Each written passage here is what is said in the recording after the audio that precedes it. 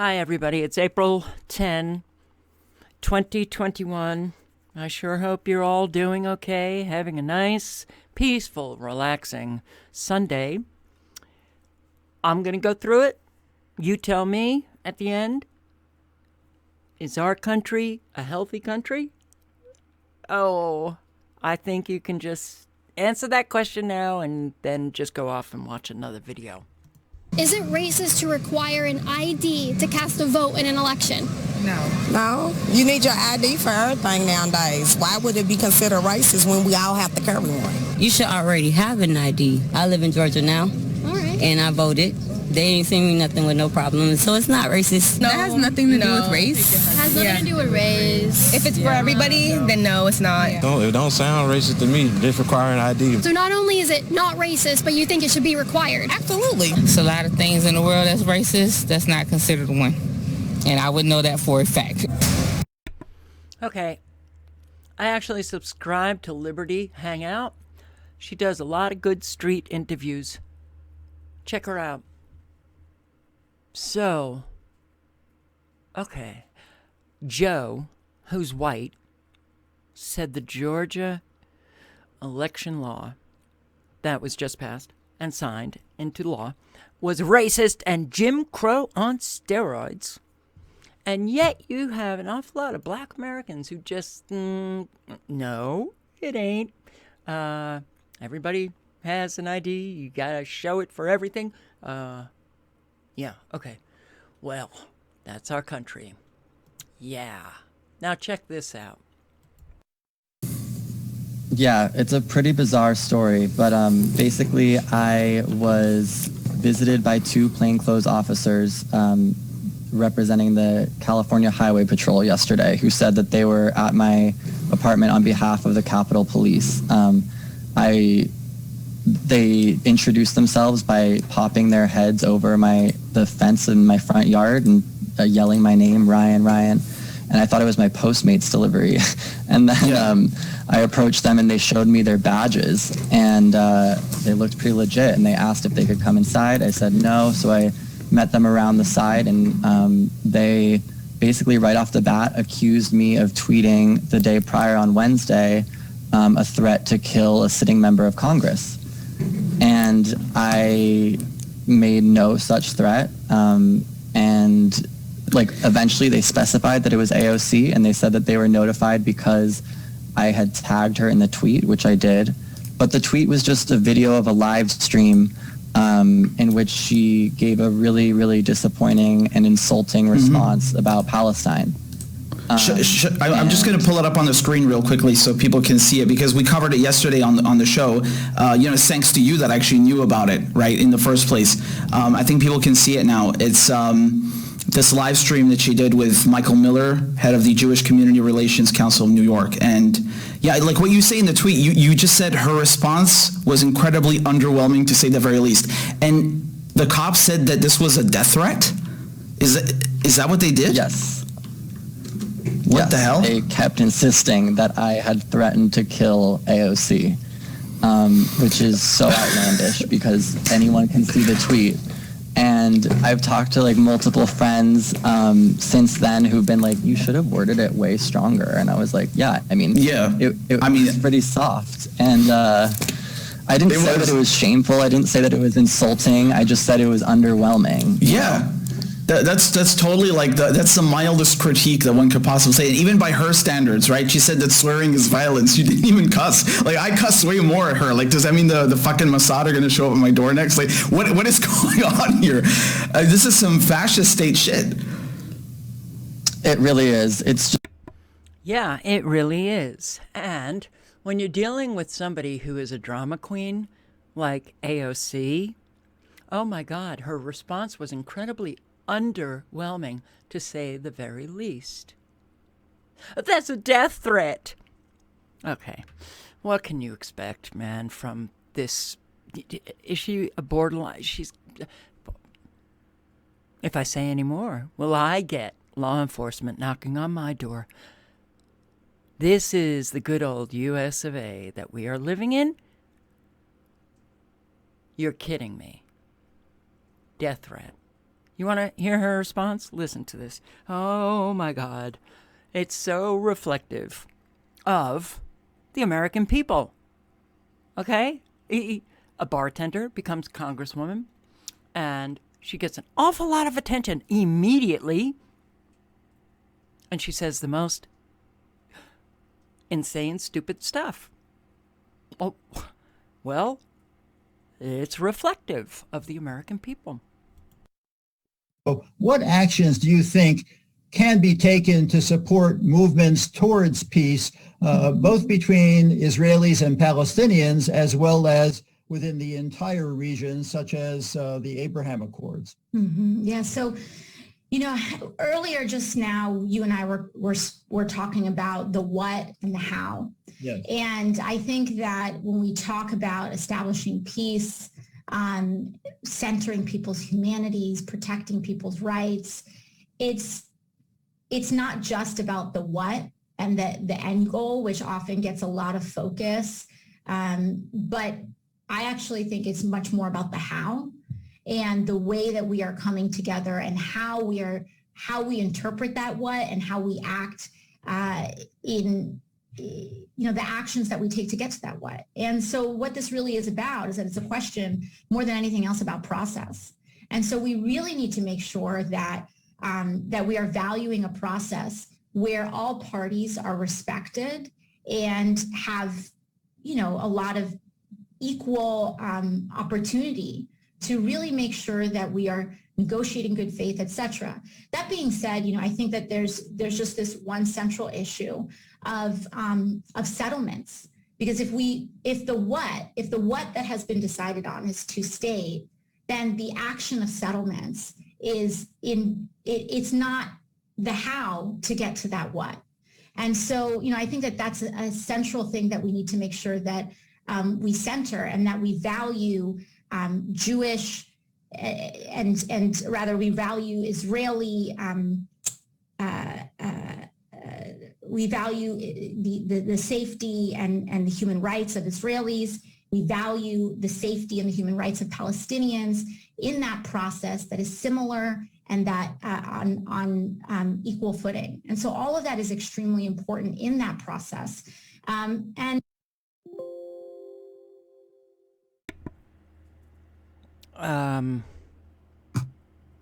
Well, I could have said that. Any of you could have said that. But it was our Congresswoman, AOC, said it. And what is truly remarkable is that Michael Miller actually had a conversation with this Congresswoman before interviewing her and then posting it on social media.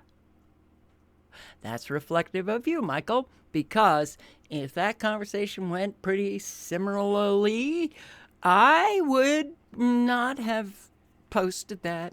No, because it would have been embarrassing. What did she say? What did she say? Now, she said cursing is violence. My response would not have been this. It certainly would have been something like, in capital letters, WTF. What? How? Process. Respect. Good for you, AOC. Now, I am really frightened that this is it. Bartender becomes congresswoman, gets a lot of attention. I think she's got controllers behind the curtain that we don't see. McDonald's to close hundreds of Walmart locations. Why? Diminished traffic.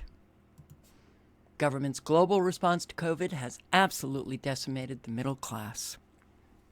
Yay, that's Bloomberg.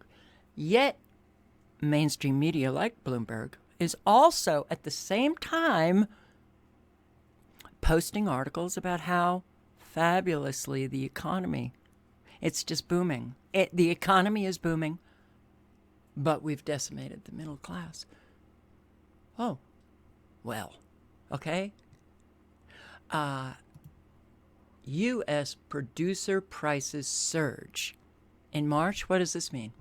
What this means is, well, the increase was more than expected, resulting in the largest annual gain in 9.5 years, fitting in with expectations for higher inflation as the economy reopens amid an improved public health environment.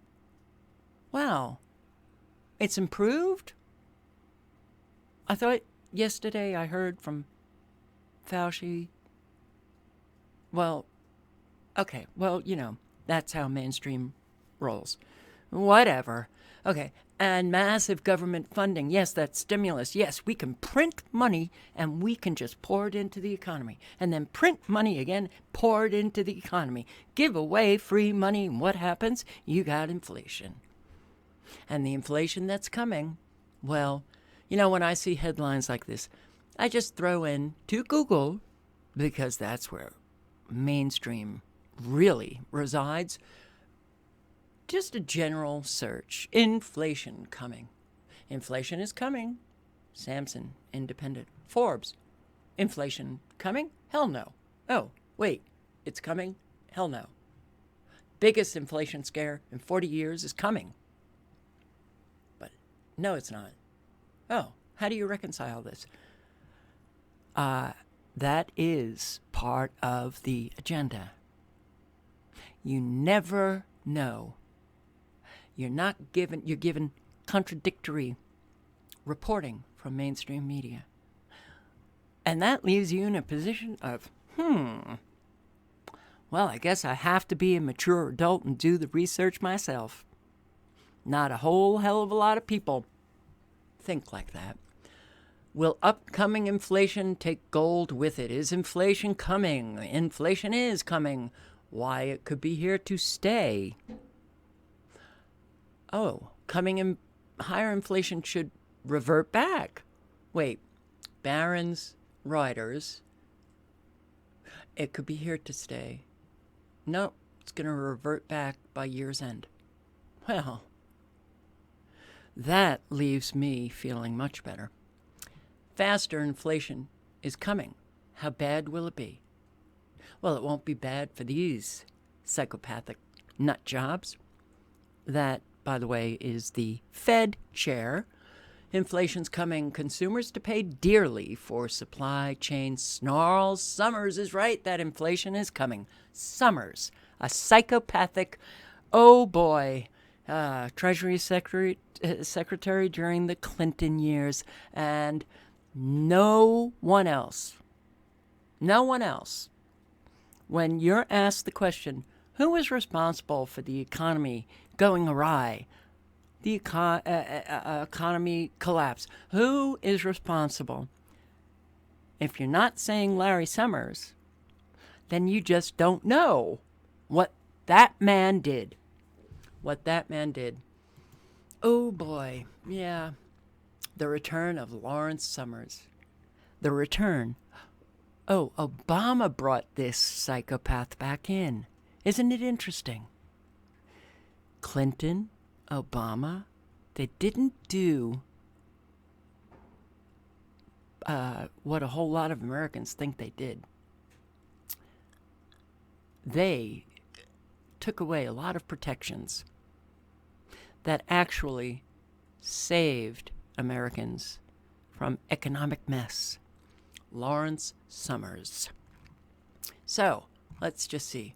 Summers had condemned Glass-Steagall as an example of archaic financial restrictions and called instead for allowing common ownership of banking, securities, and insurance firms a decade later, while in the Obama administration, once again, Summers worked to prevent a return to the Glass-Steagall prohibition in the Dodd-Frank legislation.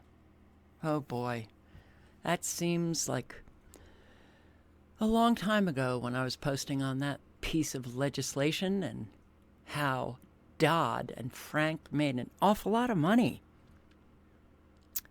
by making sure that Glass-Steagall does not get returned, since core provisions of the Glass-Steagall Act were repealed in 1999, shattering the wall dividing commercial banks and investment banks. A culture of dangerous greed and excessive risk-taking has taken root in the banking world. That was Senator McCain.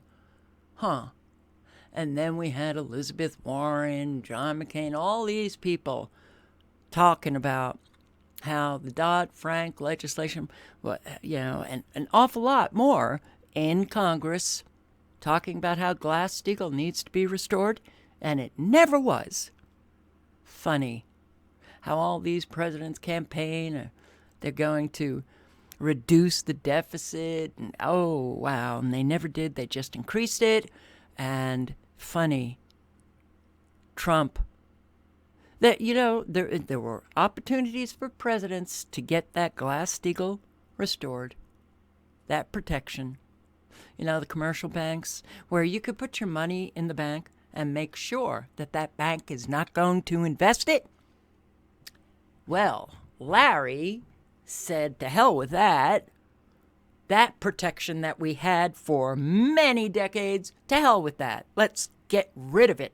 And Bill said, fine, Larry, I don't care, as long as I can eat my cake or have somebody eat it for me.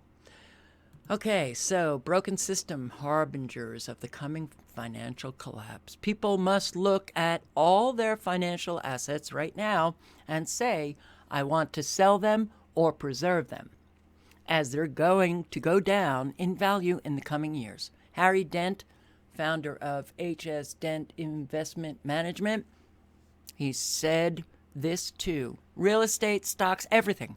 But the most conservative government, Australian and U.S. Treasury bonds, are going to go down to reality, and it's going to hurt more than anybody thinks it ever could. And nobody thinks it could happen, and I'm the only guy on earth saying it. No, Mr. Dent, you're not, but okay. Once you get bubbles of this extent, there's no way to stop it. They have to come down to reality. I'm telling you, it's 30 to 50% for real estate in most countries and 60 to 90% in stocks in most countries. This is going to kill most people's retirement portfolios, and there's nothing they can do about it. I'm telling you, it's coming in the next 2 to 3 years, and I think it's about to start in the next month or two. You can watch this video. Click on the link below. The Sky News link. It's going to hurt more than anybody realizes. And it will. It really will. But wait! The U.S. economy is now run by women. Yay! Everything's going to be fine. Oh, because women have such compassion. Right? Wrong. Women can be psychopaths too.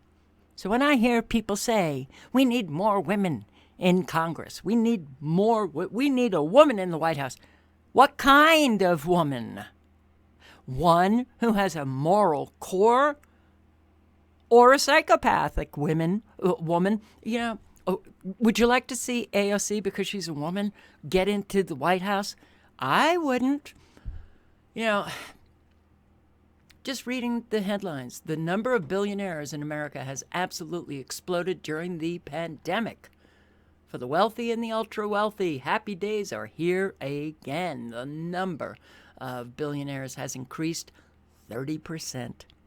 30%. The economic depression has left very deep economic scars all over America. The last 12 months have been pure hell for the U.S. economy, according to Oxford Information Technology. Approximately 4 million U.S. businesses permanently closed in 2020. 4 million permanently closed. We have never seen that many businesses wiped out in such a short period of time in the entire history of our country. Meanwhile, we've seen a tsunami of unemployment, unprecedented, 70 million new claims for unemployment just in the last year. Number of new claims each week approximate 800,000. Economic Policy Institute is telling us that 25 million American workers are either unemployed, underemployed, or have pulled out of the workforce entirely. Economic depression has already been extremely painful. Many experts believe that it's going to become more painful. But the economy is booming, right? Under Joe Biden, as it was under Trump. Wow, man. We do love our lies. Liberal Boston hospital to set up preferential treatment? What? Based on race? Whites last? Okay, they want to make this a national policy? A hospital is setting up preferential treatment based on race. Whites last. Do no harm. Oh. Well, okay. It's true. It's a pilot initiative, uses reparations framework that focuses on Black and Latinx patients? Latinx, oh, okay, and community members, and prioritizes their care. Wow. Alrighty. You think they're going for a race war?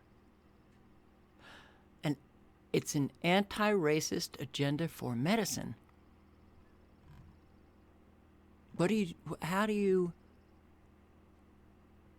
These two got it started. They call for racially discriminating against patients. I think that's against the law. I don't know. There's got to be a law somewhere that says you can't do that. But we're living in 2021. Welcome to the new United States. Okie dokie. So now the left is actively pushing racist policies to punish white Americans. These people are sick. We've got a lot of sick people. And they are dragging us down, baby. Dragging us down hard. Many have still not felt, the bottom. But millions have. Do you think Americans need to wake up?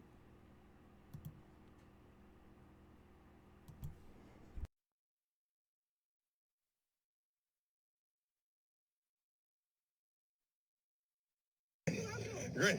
You gotta let this happen. It's trap. It's trap. I don't want them to hit you, and I'm. Oh my God. Oh my God. Oh my God. Oh my.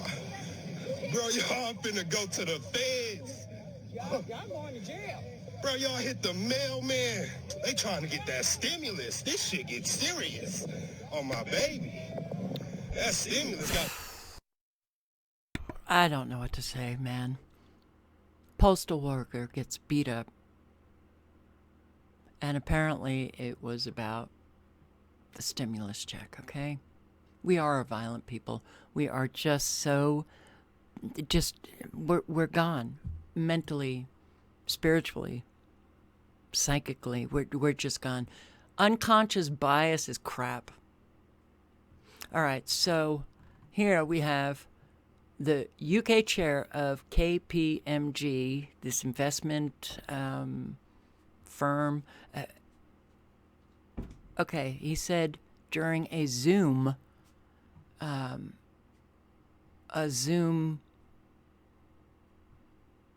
meeting, unconscious bias, complete and utter crap. It's been that way for years.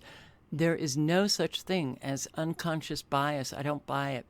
Because after every single unconscious bias training that has ever been done, nothing's ever improved. So unless you care, you actually won't change.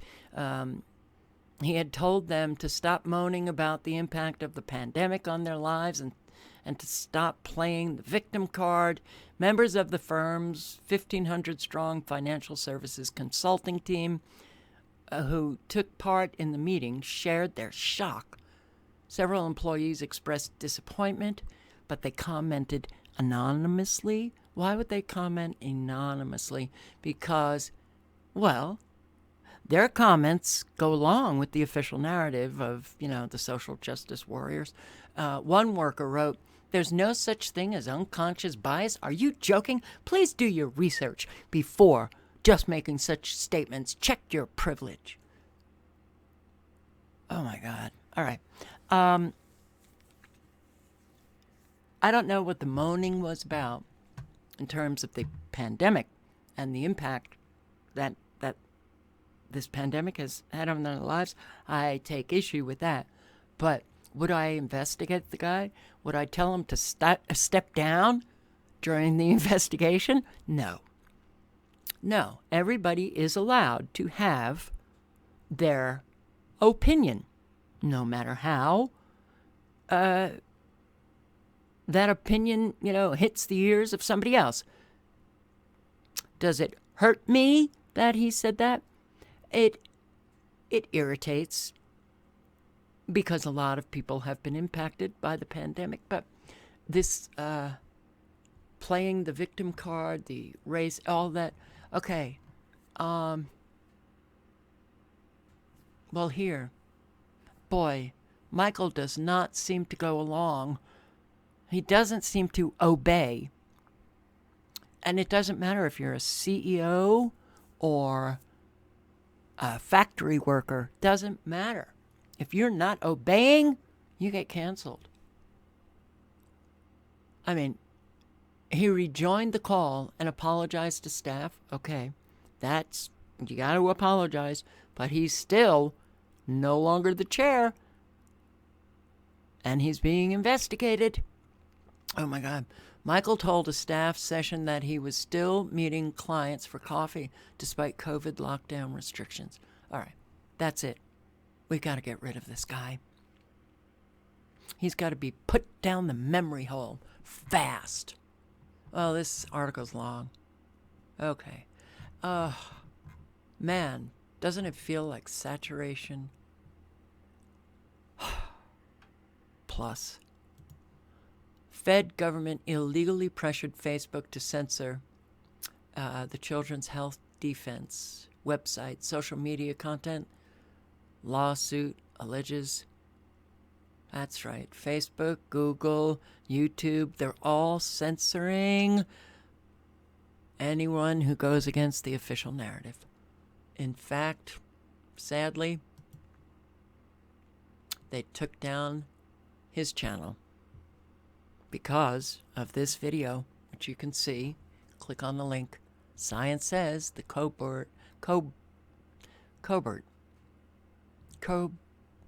James Corbett. Wow. That's kind of scary. When you set a name forever and ever and ever, and suddenly you're saying it, and it doesn't sound like you're pronunciating it right. Correctly. Okay. Well, YouTube deleted his account.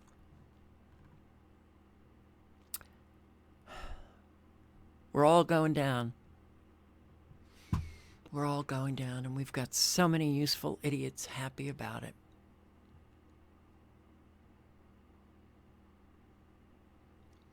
Well, I'm going to be posting this video on my Odyssey channel. Montana governor tests positive for COVID-19 shortly after taking his first dose of vaccine. High-profile case of a person contracting symptomatic COVID-19 despite having taken one of the COVID vaccines. Greg Gianforte, 59, Republican, experienced mild symptoms of the coronavirus on Sunday. Gianforte had received a first injection double-dose vaccine. First injection of the double-dose vaccine. Double dose. Did we all know that they were doubling up on just one vaccine. Okay. Holy Thursday, and had subsequently gone to an Easter Sunday service. Super spreader. Mild symptoms. Don't worry, his wife is fine. But he extended an invitation to all residents of Montana to take a vaccine. Go for it. Oh my God. All right. How government and pharma are manipulating the public on COVID vaccines. They're not just manipulating in the UK, in America too. If behavioral psychologists help to shape the government strategy on mass vaccination, then in what other policies were they involved? Were these the professionals who conjured up the pandemic restrictions? Were the masks, the social distancing, and the lockdowns all promoted by experts as a way to undermine normal human relations and inflict the maximum psychological pain on the American people? Not just psychological, financial, big time. Was the intention to create a weak and submissive population that would willingly accept the dismantling of democratic institutions and the imposition of a new political order? These questions need to be answered. Who's going to answer them? Yes. Here. Why have behavioral psychologists been employed by the government to promote the vaccination campaign? Why have they concocted a strategy designed to change people's beliefs and feelings about vaccination to inform people about the pro-social benefits of vaccination and to intervene on behavior directly, which means that you're given an appointment and told that you will be getting your vaccination at the end of the session. Psychologists call this a presumptive recommendation, which effectively eliminates the element of personal choice by creating a scenario in which getting vaccinated is a fait accompli. How is this not coercion? Okay. Well, very good article. Link to below, and you can check it out. But yeah, here it is. National Institute of Health, USA. COVID-19 vaccination communication, applying behavioral and social science to address vaccine hesitancy and foster vaccine confidence. And they have a lot of people employed all over doing just that. Manipulating the public. Oh boy. So, why did they give the eagle a mask? U.S. Navy? Wow. Masks everywhere. Okay. Some states with stricter rules are now seeing surges in COVID-19 cases, while many others that rush to reopen are experiencing sizable drops. The numbers have experts scratching their heads. State of confusion. Wow. Today Show. Mainstream media. Well, Texas. Reopen. Get those masks off. Numbers are dropping. California, New York, Pennsylvania. Oh, numbers are rising. Where they have real restrictions still. What's going on here? It's a state of confusion. They just don't understand it. The experts that you listen to that destroyed your business, you had to close the doors, or, you've been sitting at home, unemployed, freaking out, you can't pay your mortgage, you're getting evicted. Those experts that you've listened to, the authorities that you have obeyed, still can't quite figure out. They're scratching their heads. Why the numbers are going down. Oh, people just don't understand what we are living. Now, listen to this. Hampshire track coach is out of a job after making it clear that he wasn't going to make his athletes wear masks. I'm Paula Evans. And I'm David Wade. The former coach at Pembroke Academy says even though it cost him his job, he is not backing down from his beliefs. WBZ's Michael Cross spoke with him today. I just think people haven't pushed back, and I decided it was time to push back. Brad Keyes was fired this week as the track and field coach at Pembroke Academy in Pembroke, New Hampshire, and he has been outspoken about it online. I made my choice, he made his. Keyes says he was not going to force his athletes to wear masks while competing. Masks restrict breathing. There's no question about it, especially think about running full speed. The wind is in your face. It's shoving the mask back into your nose and your mouth. He's one of my favorite people to run with. Junior David Tesserman agrees with his former coach and is concerned about running with a mask on this spring. Gets you really tired, especially on, it's going to get up to 80 degrees soon, and it's going to be really hard for us to keep doing what we like to do. The New Hampshire Interscholastic Athletic Association's outdoor track guidelines recommend that athletes wear a face covering during competition. So they'll be separated by a lane, which is about 6 feet. Key says the masks are okay while the team is on the bus, but he does not think they're necessary outdoors. Do you wear a mask yourself? I wear a mask where I have to. I'll wear a mask when I go into stores or any private business that wants me to. Based on what I read, honestly, I don't believe they do much good. And guess what? World Health Organization. Question: can people wear masks while exercising?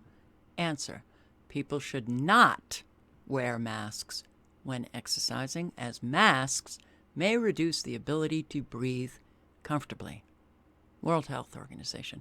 But this man lost his job. Really? Really? Okay, where's the community?